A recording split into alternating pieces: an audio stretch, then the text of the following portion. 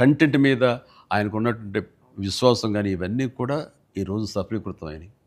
And అవ్వటానికి మీరు అందరూ ఎంత ప్రయత్నాలు చేసినా సరే తెర మీద కనిపించడానికి రామ్ చరణ్ ఎలా చేస్తాడు అనే దాని మీద ఉంటుంది కదా. మీరందరూ బాగా నటించాడండి నిన్న వాళ్ళ అమ్మ అంటుంది.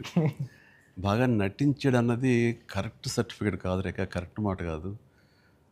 జీవించాడు అని అనాలి. నాకు ఆ పాత్రలో ఒదిగిపోయాడు అని నాకు అనిపిస్తుంది. నేను యాక్టర్ నాకు తెలుసు.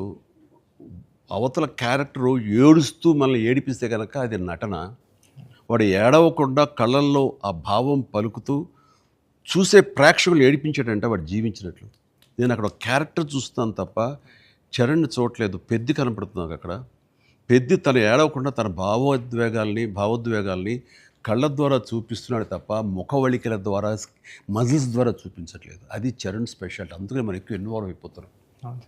ఏం నటించాడు అనొచ్చు, చాలా గొప్ప గొప్ప నటులు ఉండొచ్చు, వాళ్ళ సిస్టమ్ వాళ్ళ విధానాలు చేయొచ్చు.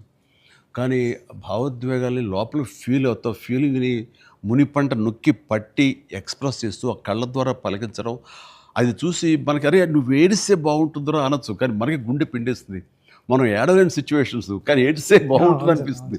ఇట్లాగా టోటల్గా అరెస్ట్ చేసేసి తను చూపించిన విధానం, ఎస్పెషల్లీ అప్పల్ సూరి మరణం దగ్గర నుంచి తన మోటివేట్ అయిన ఇది నుంచి ఇంకా సినిమా గ్రిప్పింగ్ వెళ్ళింది. ఇంకా డీవియేషన్ లేదు. అది చాలా చక్కగా పరిపూర్ణంగా సఫలీకృతమైనట్లు. అది అక్కడ తను చాలా బాగా ప్రజెంట్ చేశాడు, పెర్ఫామ్ చేశాడు.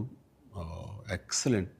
వాడు నా బిడ్డ కాబట్టి ఇంకా ఎక్కువగా చెప్పాలని అనిపించిన కొంచెం అడుచుకుంటూ మాటలు వెతుక్కుంటూ పొందిగ్గా మాట్లాడుతాను. కానీ అది నీలాంటి చూశాడు కాబట్టి నువ్వు చెప్పాలి సార్. మీరు మాట్లాడగలదు సార్, ఎందుకంటే సార్ ప్రపంచం అంతా మాట్లాడుతుంది సార్ చరణ్ సార్ పర్ఫార్మెన్స్.